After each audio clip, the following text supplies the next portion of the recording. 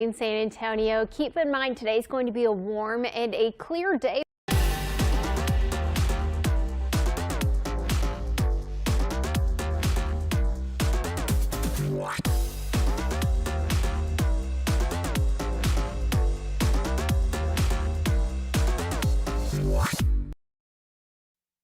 Live from KSAT 12, the 6 o'clock news starts right now. 3 different high-profile cases and families left wondering what's going on inside the district attorney's office, while some say recent decisions are raising serious questions. She was too wonderful. She was the best mom in the world. Her story was not going to end there that day. A San Antonio woman went to a hospital for a standard procedure, but she never made it home. How her family created a tool for other patients to prevent potentially deadly medical mistakes. And it's a 10-day salute to sausage, meat, beer. Live at Wurstfest, having a good time. We're going to talk Aurora, the odds of seeing it tonight, warming trend, how to dress for Wurstfest as we round out the weekend here for Wurstfest. But first, the news at 6 starts right now. Yeah, baby. And happening right now on Capitol Hill, discussions underway on the House floor where an end to the government shutdown could be coming within hours. It's Debbie Wasserman Schultz right there of Florida at the microphone. So the shutdown, now in its 43rd day, is officially the longest in U.S. history. Days ago, the Senate passed their resolution that would reopen the government. And again, right now, literally all eyes are on the House. So this is the first time House members have returned to Washington since September. We are keeping a close eye on D.C. and will bring you any developments that may come. Meanwhile, here locally, 3 recent high-profile court cases, and families are still seeking justice and answers to their questions. Some of them are asking if there may have been missteps by investigators or the Bexar County District Attorney's Office. District Attorney Joe Gonzalez has yet to answer our questions. Erica Hernandez explains why both critics and those families are upset. What is going on with the justice system in Bexar County? Those are questions I've been asked again and again lately. Many focus on the district attorney's office. Last week in the capital murder case of Savannah Soto, Matthew Guerra, and their unborn child, co-defendant Mirta Romanos had all her charges dismissed and was released from jail. The victim's family is telling KSAT 12 they only found out after seeing our report on social media. I don't know what's wrong with the district attorney's office or what are they doing. If we go to trial, what's going to happen there? Are they going to give us another slap in the face? Then just a day later, while looking into the Simon Cuevas capital murder case, we noticed something else. The 2 defendants charged as adults had been recently indicted, but on a much lower 3rd-degree felony charge. When we called Cuevas' mother to ask about it, she told us she had no idea the indictments even happened. I just feel that the San Antonio District Attorney needs to do better. And this week, another blow to a different family. The 3 former police officers charged in the shooting death of Melissa Perez were found not guilty on all charges. Some critics say that the case never should have gone to trial in the first place. Since then, our social media pages have been flooded with comments from people expressing frustration. Former prosecutor Carl Alexander, who worked under Gonzalez but left, is now a defense attorney. He had this to say about the handling of cases. I have been less than impressed with the current administration's ability to evaluate cases. Their current conviction rate is deplorable. It's some of the lowest we've seen in decades. There's hopefully some relief in sight. I've reached out to the DA's office through email multiple times in the last week. No comment. After the police officer's verdict Monday, no comment. On Tuesday, I requested an interview with him, and again, we were told Gonzalez will not be providing comment. Next year, voters will elect a new district attorney as Gonzalez is not seeking re-election. Some candidates already announcing, some of those, actually 2 of them, work in his office. Later this month, we will introduce you to those candidates. As for the Soto and Guerra case and the Cuevas case, we will continue to monitor it until there's a resolution.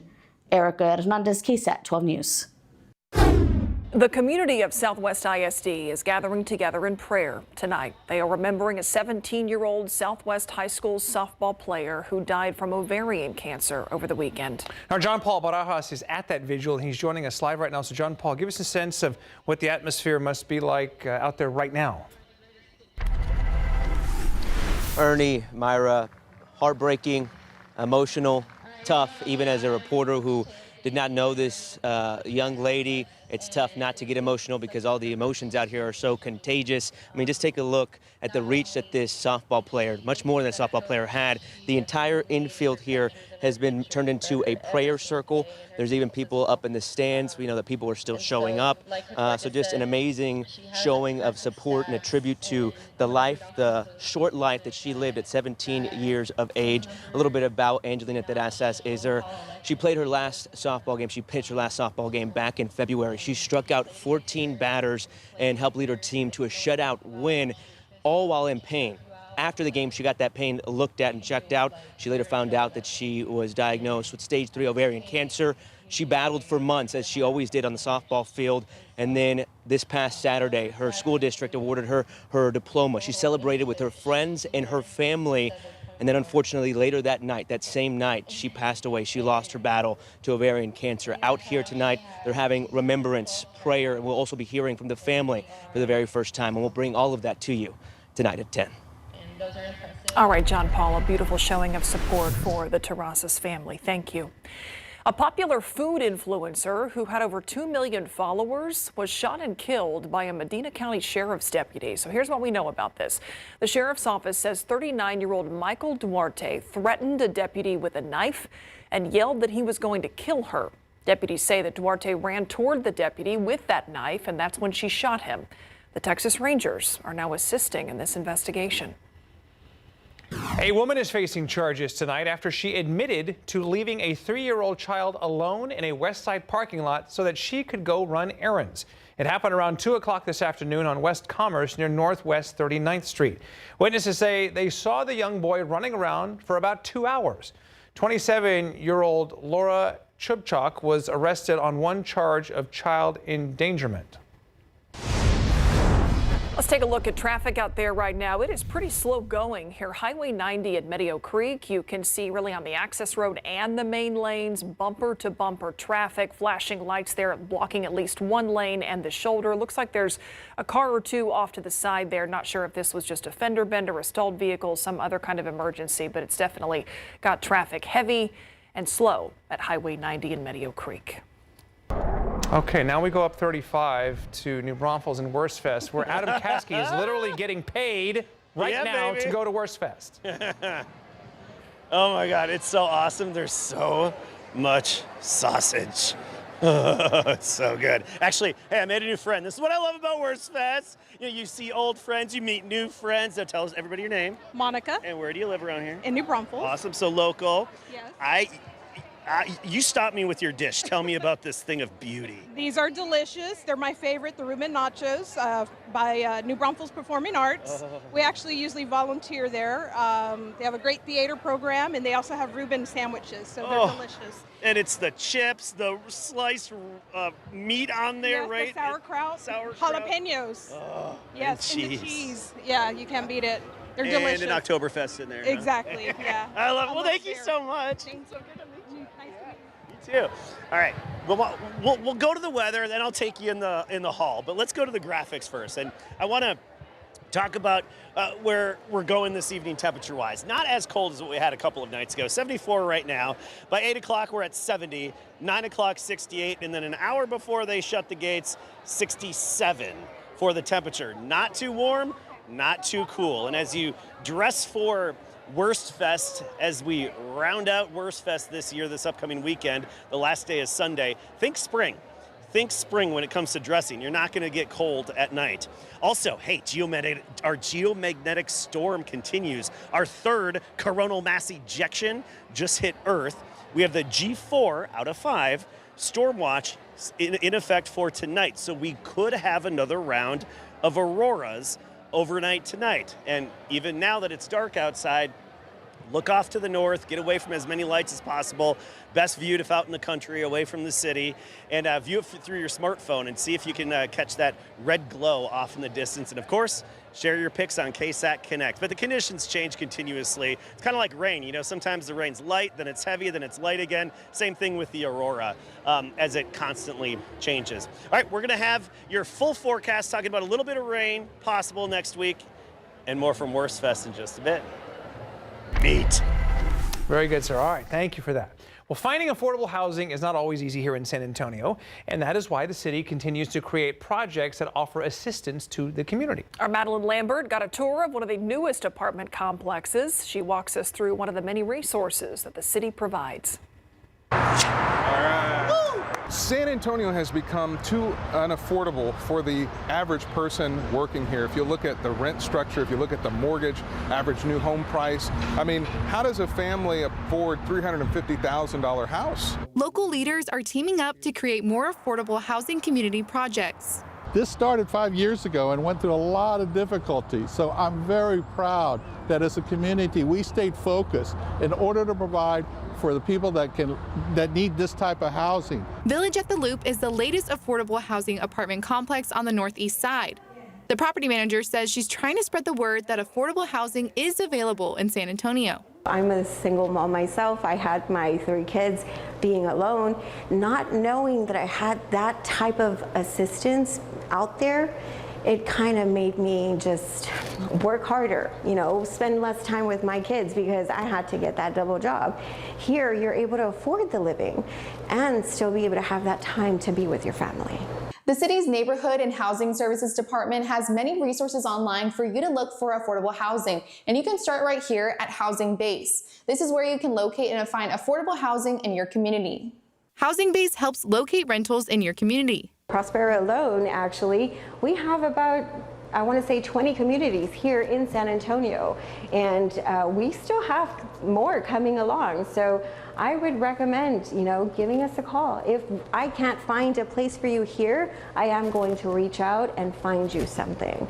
Yadira says the residents in her community vary in age, and each feels a sense of security now that they found their home. Knowing that we can do that, it just makes it so much more fulfilling, knowing that we were able to be their milestone of getting to where they want with that home. Madeline Lambert, KSAT 12 News. We're in the middle of respiratory illness season, but doctors say they're seeing the highest number of whooping cough cases they've seen in 11 years. What are the symptoms and who is most vulnerable? The deal to end the shutdown could shut down the Texas hemp industry. Within legislation to reopen the federal government is language to close a loophole on hemp, which has allowed THC businesses to spring up around Texas like weeds. What the industry has to say. And a look at live cam on this Wednesday. Of course, Adam standing by live at Wurstfest. Things looking pretty good and maybe trending warmer. We'll find out about that coming up.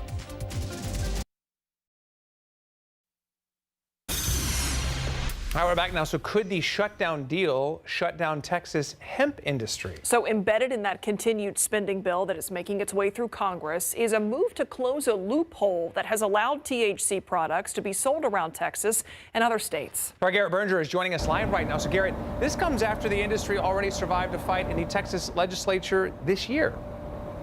Absolutely, Ernie. Lieutenant Governor Dan Patrick, the powerful head of the Senate, had actually led the charge trying to ban all THC products here in Texas. Now, that ban got vetoed by Governor Greg Abbott, who prefers a regulation approach, and subsequent attempts at a ban didn't make it anywhere in the special sessions.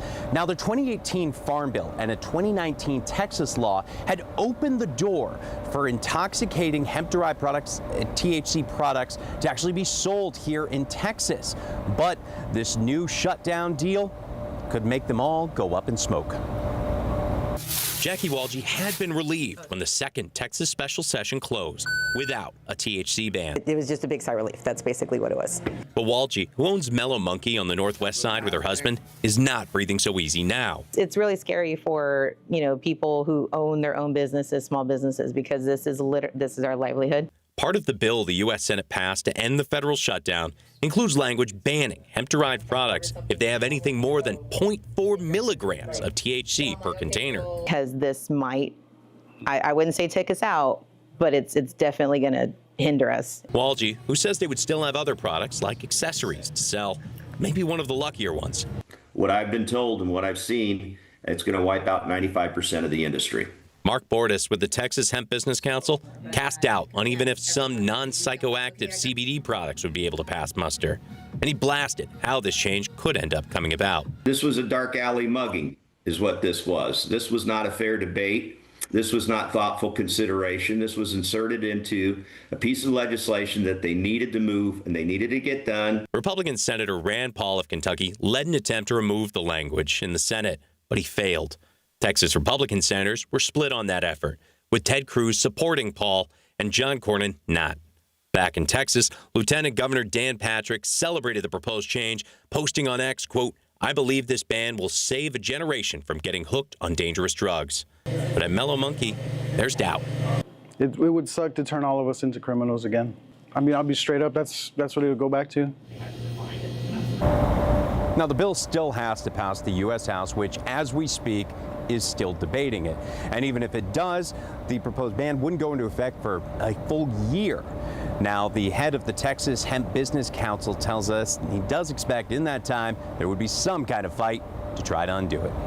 Live downtown, I'm Garrett Berger, KSAT 12 News. All right, Garrett, thank you. Well, normally we say our Adam Caskey is the best. Where'd he go? But today he's just the worst. I'm here. Hey, Adam. And he's hungry, too. You know, I even came out here Saturday. I came out here Saturday night. We braved the crowd. It was fun. Monica hooked me up. Oh, yeah. Where you can get the Reuben sandwiches, supporting New Braunfels Performing Arts, and then the Reuben nachos.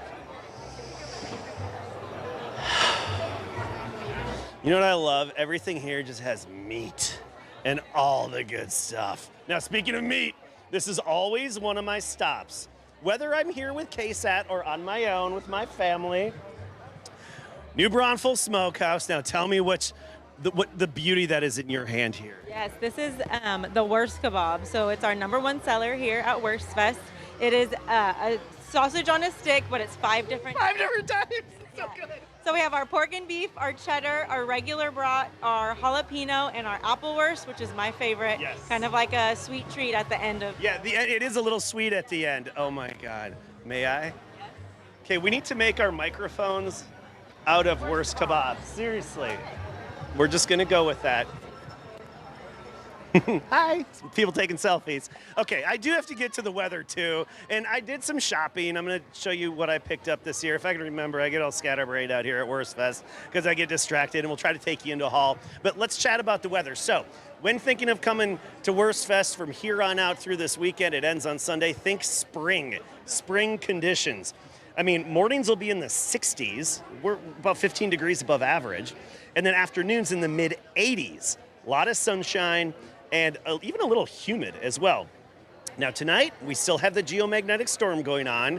It's impossible to tell if it's going to be the same intensity as last night, but we still could see the aurora in and around South Texas, especially in the hill country and out away from city lights. Get away from the city lights, look to the north, and remember, it's best seen through a camera, through your camera phone, because that sensitive technology sees it the best. But this is it's yay! Yes, CC, woo! Prost!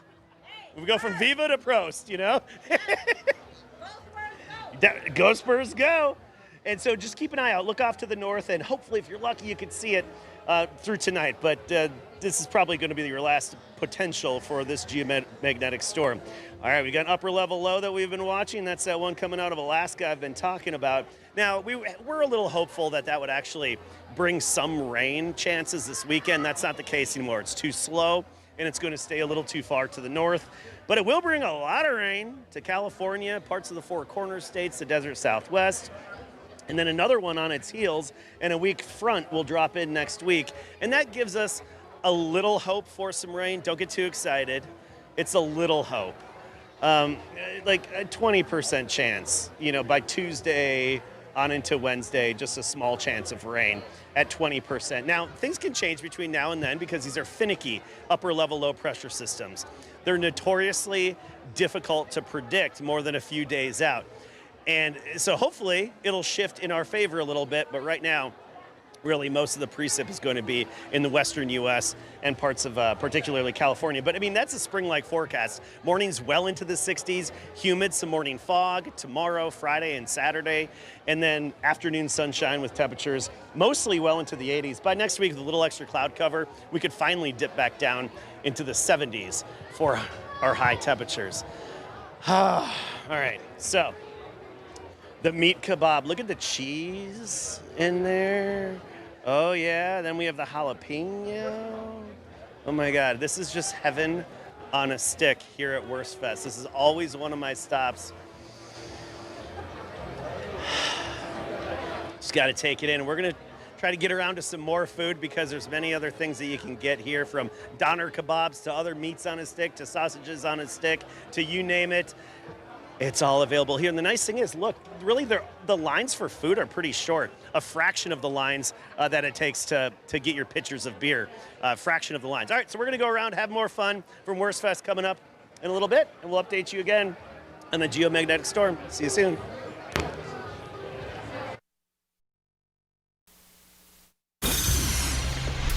This government shutdown has certainly taken a toll on federal employees everywhere, and that's what led San Antonio District 8 to show their appreciation. With the help of a local restaurant, Pasha Mediterranean Grill, more than 100 TSA officers and air traffic control staff members were treated to a free meal.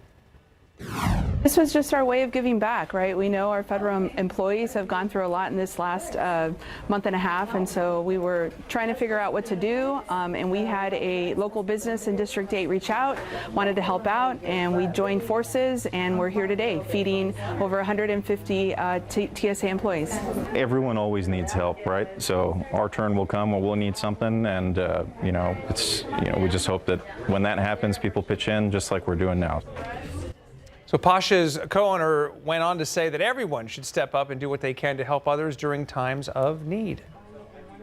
Still ahead here on the news at 6, Texas is seeing an unusually high number of whooping cough cases. Coming up in just 3 minutes, what experts say is causing that spike.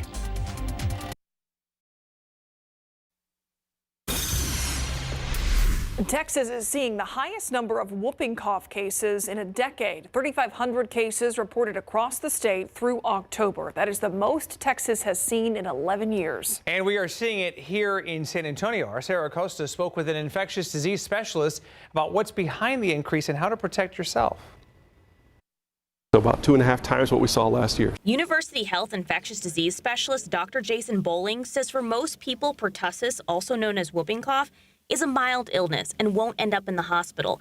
However, elderly and especially infants are at the highest risk. It can shut down their respiratory system. And when they stop breathing, obviously their oxygen levels can drop. They could have serious outcomes, end up in the hospital or the ICU, and worst case scenarios, even death. Why are we seeing this increase? We do see some periodic variation, ups and downs with whooping cough over the years. But there's also a concerning component that there might be some people that are behind on their vaccines that can protect against pertussis or whooping cough. Here's the vaccine schedule for whooping cough, or DTaP, according to the CDC. 2 months, 4 months, 6 months, 15 to 18 months, 4 to 6 years old, and then one more at 11 to 12 years old. If you're an adult, you get it every 10 years, especially if you're around infants. And it's really encouraged for pregnant women to get it in their 3rd trimester so they can pass on those antibodies to their baby. The good news is there is a treatment, and you can even get preventative medicine if exposed. I would say that is if you know that you're exposed to somebody, even if you've been vaccinated, you can talk to your provider because you can take antibiotics for post-exposure prophylaxis, which means reducing your risk of getting pertussis. Sarah Acosta, KSAT 12 News. A local woman went to a hospital for knee replacement surgery. She died because of a medical error. Through their grief, her family has created a tool for future patients or their loved ones so that deadly mistakes don't happen. Here's their story. She was the best mom in the world. Her story was not going to end there that day. Louise Batts had a successful surgery. Hours later, she stopped breathing. It was midnight. They told us to go home, and so we did. Louise's daughter Laura and her family told medical staff to only give her mother morphine. And It turned out that they gave her the morphine, Demerol, and Visceral at midnight.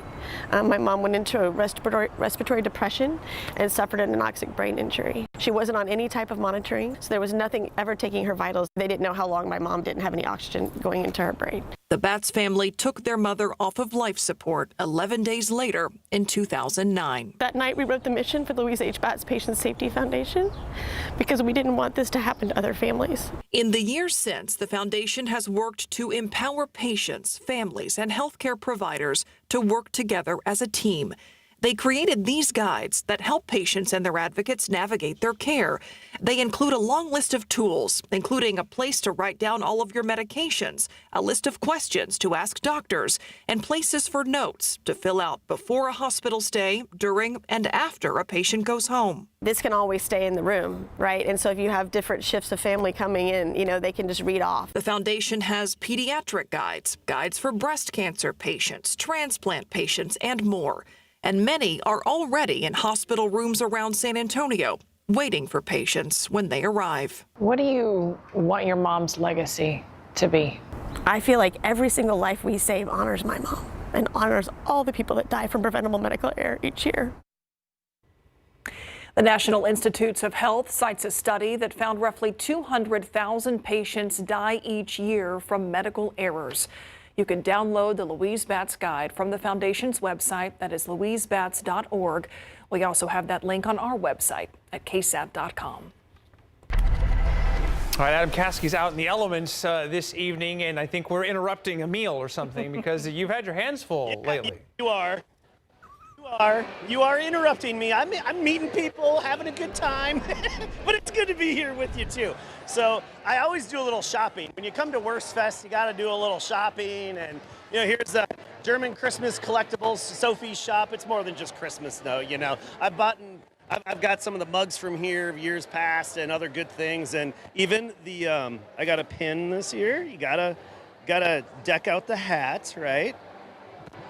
So this year's pin, I believe I put it right there. And then I've got years past, of course, right there. And I normally come to Wurstfest wearing this, because it ain't my first worst. Ride the sausage. I love this shirt.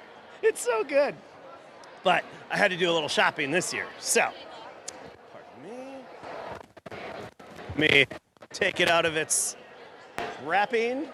Oh, that was a good toss into the trash can. And da-da-da-da! Wurstfest, 10-day salute to sausage. I love it. God, I love it.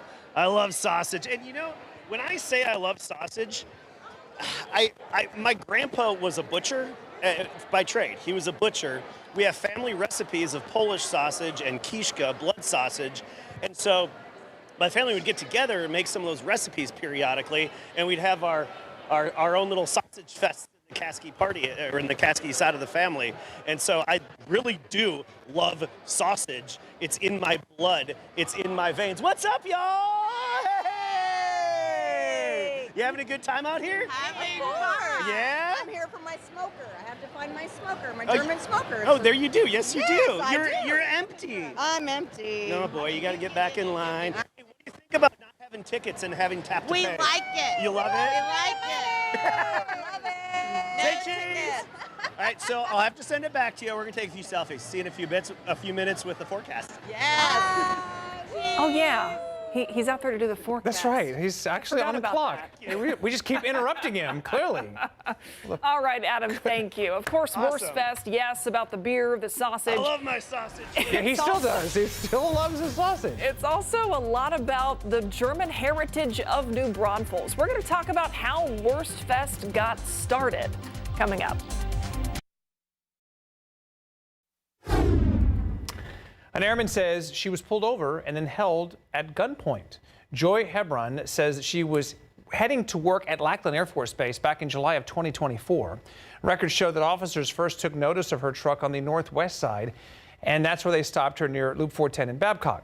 According to a lawsuit, that is when Hebron was ordered to get out. An officer never came to my window. I was given demands. It was still dark outside. I was given demands to get out of my truck with my hands up. open up my truck with a particular hand, have my back towards them, keep my hands up. And once I stepped out of my truck, I realized that I was being held at gunpoint by 3 officers, and I didn't know why. So Hebron is now suing the city of San Antonio, accusing the officers of racially profiling her. Tonight on the Night Beat, why San Antonio police say that whole stop was a mistake. Here's an opportunity for veterans who might be looking for a new job. It's an event called Red, White, and Hiring You. And it's happening tomorrow at the Boeing Center at Techport from 9 a.m. to 1 p.m. Here's a list of some of the companies looking to hire. It's Boeing, RBFCU, USAA, Grand Hyatt, San Antonio ISD, and more. We're back right after this.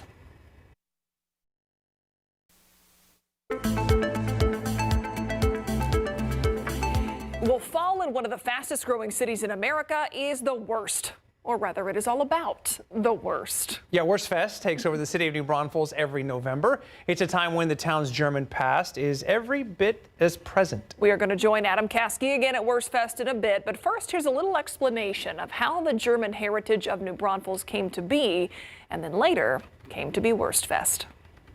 It's a celebration of the German culture. The name itself, Wurst, is sausage. The festival began in 1961. Originally, it was started by Ed Grist, who at that time was a local meat inspector. And we had 19 sausage makers here in New Braunfels back in 1961. And he thought that a festival would be a good opportunity for them to show off what they made and let whatever crowd came to the festival judge who was the best. What started as a one-day event with roughly 2,000 people in attendance is today a 10-day festival that attracts more than 200,000. You're going to see a lot of the traditional things that go on at Oktoberfest in Munich or some of the others, the wearing of the traditional clothing. Tradition is at the heart of it all during Wurstfest. New Braunfels was founded by German royalty. Germany was kind of becoming united, and the royalty was losing their tax abilities because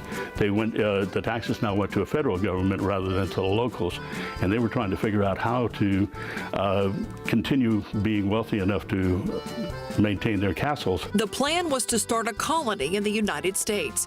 A member of a German royal society called the Adelsverein came to Texas, or what would become Texas that same year. Prince Karl of Solms-Braunfels in Germany founded New Braunfels in 1845, and German settlers followed. Their entire belongings were kept in one sea chest. That's all that they were allowed to bring. The origin story of the city is told here at the Sophienburg Museum. And this spot right here, as a matter of fact, the Sophienburg, was actually where he established his first home, and this was supposed to be the castle because this is the highest point in Old New Braunfels. Sophie was to be Prince Karl's wife. She found out things were a bit rugged here in Texas and never made the trip. So Prince Karl went back to Germany, but other royalty stayed. So that was just a portion of our KSAT Explains on Wurstfest. You can scan the QR code here to watch the full episode. You can also check out our full library of KSAT Explained stories for free on the KSAT Plus app. And again, I learn something every time I see one of these. Fantastic. And I'm learning just how obsessed Adam Caskey is with Wurstfest. Oh, how can you not love Wurstfest? And you get your polka on? Gotta get your polka on. My late grandmother Martha would be disappointed if I didn't get my polka appropriately. But here we go, we got some kids dancing out there. I'll let you listen in a little bit.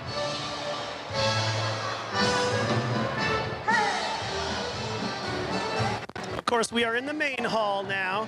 It's huge in here, and it's always a fun place to be.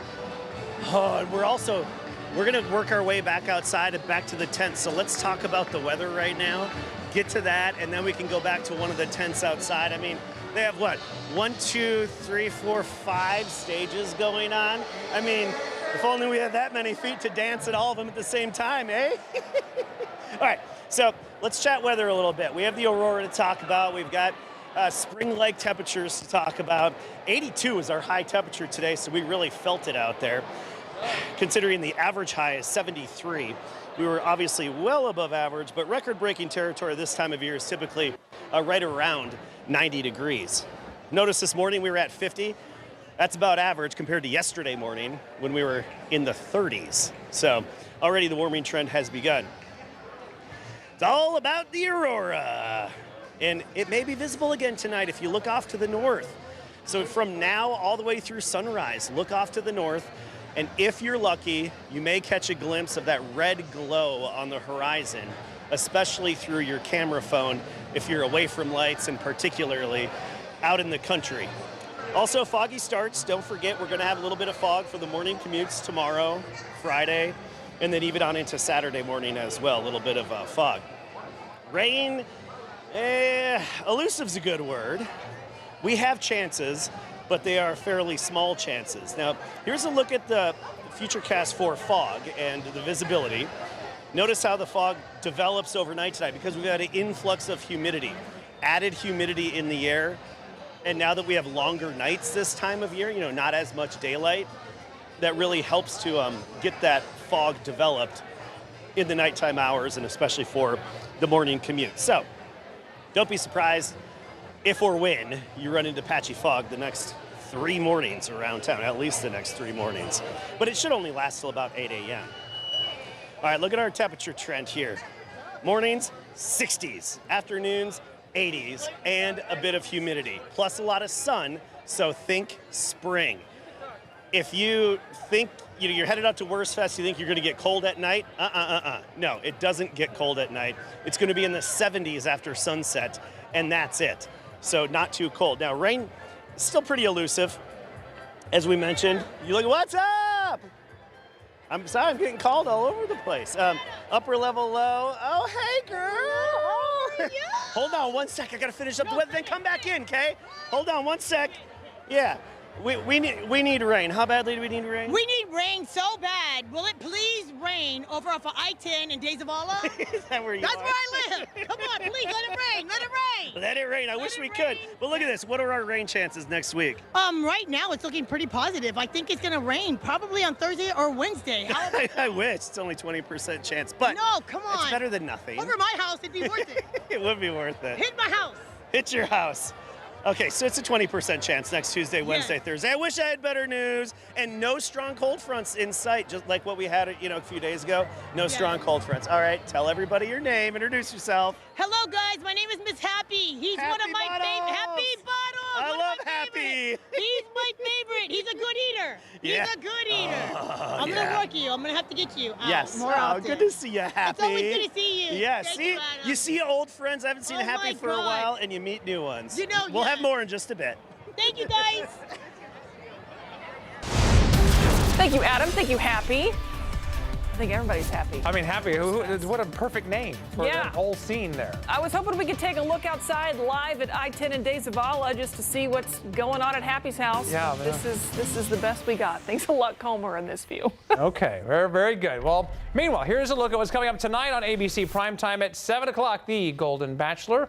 Then at 9, Shark Tank, followed, of course, by The Night Beat at 10.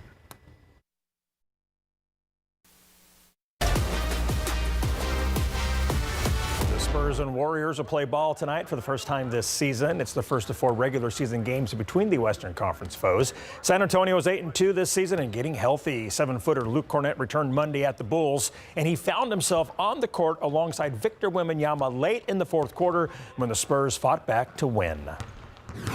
Yeah, I mean, it was fun, especially playing, like in the 4th, kind of down the stretch, and I mean, obviously, I think we did a good job just kind of getting to our spacing and making the game simple. And obviously, Victor made some big plays on both ends. But I think it was just fun just being in that place of competitively figuring it out. And I mean, obviously, we were fortunate enough to come out and make the comeback and stuff like that. But it was good for, I think, just developing that chemistry for all of us, and especially defensively. Steph Curry was back in the lineup for the Warriors last night after missing 3 straight games with an illness. He scored 11 points in the Warriors' 126-102 loss at the Thunder, going 1 for 5 from 3-point range. Here's Steve Kerr after the game. Well, it's great to see him out there. Didn't surprise me that he wasn't sharp. He hasn't done anything in a week, and other than a couple workouts the last 2 days. So glad to have him back, obviously, and glad that he could get his feet wet and hopefully find his rhythm here soon. Do you expect Draymond and Al to both play tomorrow night? I expect Al to play. Draymond would be questionable.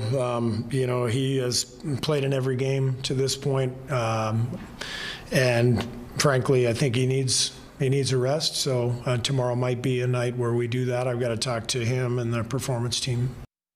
The Spurs will host the Warriors tonight at 7, and then again Friday night at 8:30 in an NBA Cup game. All right, coming up, KSAT Sports Now is live at 7 p.m. on KSAT Plus. We're talking more Spurs and Warriors and Aggies quarterback Marcel Breed. We're also talking about Golden State struggling this season. That and more tonight at 7.